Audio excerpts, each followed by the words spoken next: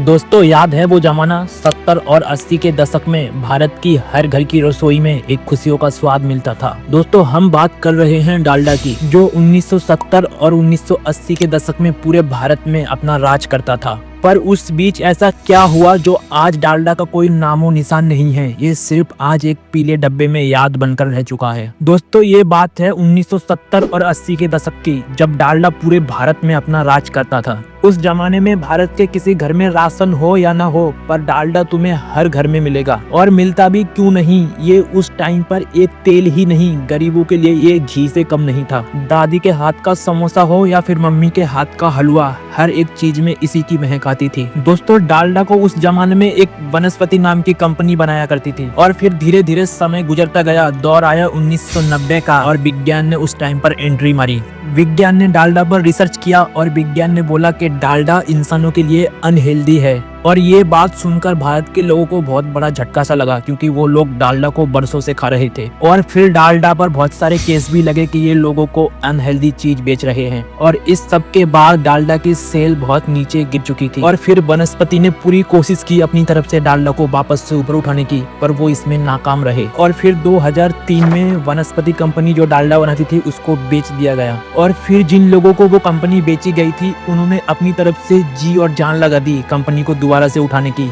पर वो इसमें नाकाम रहे, क्योंकि लोगों का भरोसा उठ चुका था डालडा के ऊपर से। और फिर डालडा की मैन्युफैक्चरिंग पूरी तरह से बंद कर दी जाती है। और फिर इसी तरह से डालडा की कहानी समाप्त होती है। और आज सिर्फ डालडा पीले डब्बे में एक याद बनकर रह चुका है, समझो।